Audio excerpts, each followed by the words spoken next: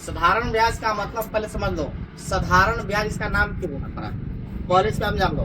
ब्याज दो तरह का हम लोग जनरली पढ़ते हैं। क्या पढ़ते हैं? एक साधारण ब्याज, एक चक्रवृद्धि ब्याज। चक्रवृद्धि ब्याज और एक साधारण ब्याज। ठीक है, तो पहले जान लीजिए आप साधारण ब्याज के बारे में। साधारण ब्याज का मतलब क्या होता है तो फिर सुन लो। जब हम किसी से कर्ज लेते हैं, कर्ज के रूप में क्या लेते हैं? रुपया लेते हैं, है ना। जब हम किसी से कर्ज लेते हैं और जब वह कर्ज लौटाते हैं यानी कि चुकाते हैं, तो कर्ज जो लिए हैं इसके एवज में कुछ रुपया हमको एक्स्ट्रा रुपया देना पड़ता है, और जो वह एक्स्ट्रा रुपया देते हैं वो क्या होता है? ब्याज हो जाता है। सिंपल सी बात है ना। तो जो ब्याज जो लगता है तो उसकी दर कई प्रकार की हो सकती है। मंथली भी हो सकती है और वार्षिक भी हो सकती है। मंथली मतलब महीने पर का, ₹2 महीना या ₹2 सालाना। ठीक है, तो अभी हम बताने जा रहे हैं।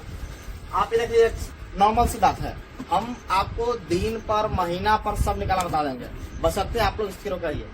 ठीक है, तो साधारण ब्याज निकालने का सबसे आसान फॉर्मूला होता है मूलधन गुने समय गुने दर बटे 100। ठीक है, तो एक उदाहरण लेते हैं, इस पर समझने में आसानी हो जाएगी। जैसे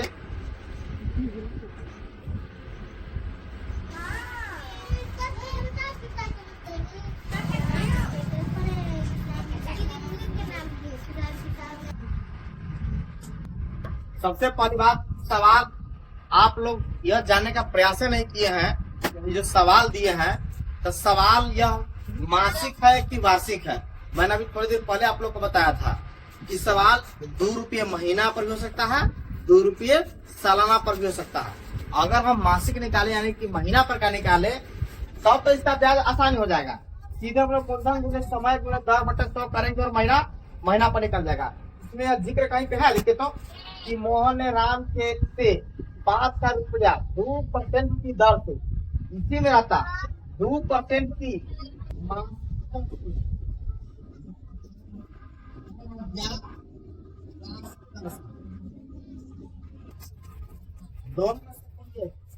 ठीक है, तो हम लोग को बनाने में आसानी होती है। इसी बताना चाह रहे थे कि आप लोग इसको समझते नहीं है। अगर यह मासिक रूप से होता तो क्या होता, जरा गौर से देखिए।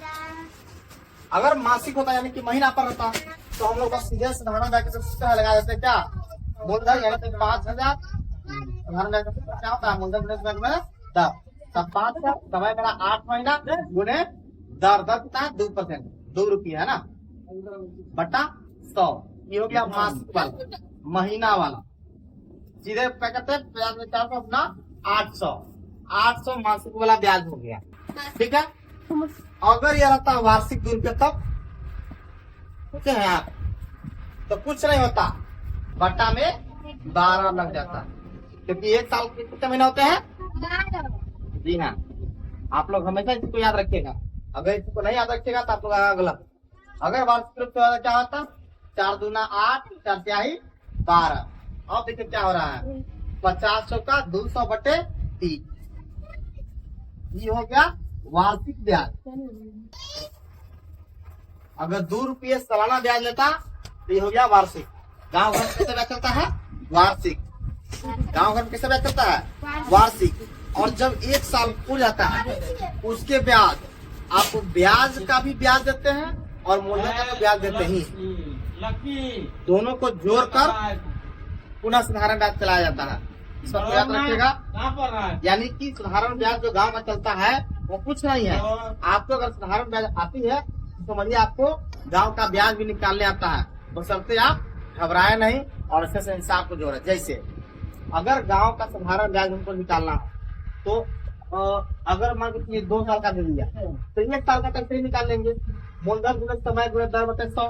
ठीक है, उसके बाद 1 साल का निकाल लिए, उसका अगले साल का निकालने के लिए जो मेरा ब्याज निकलेगा और जो मेरा मूलधन है दोनों को जोड़ देंगे। ठीक है, और उसको जोड़ने के बाद पुनः आपको फिर से निकाल देंगे। क्या उसका फिर साधारण ब्याज करेंगे। ठीक है, तो आप लोग को 5 सवाल देते हैं, आप लोग बनाइएगा।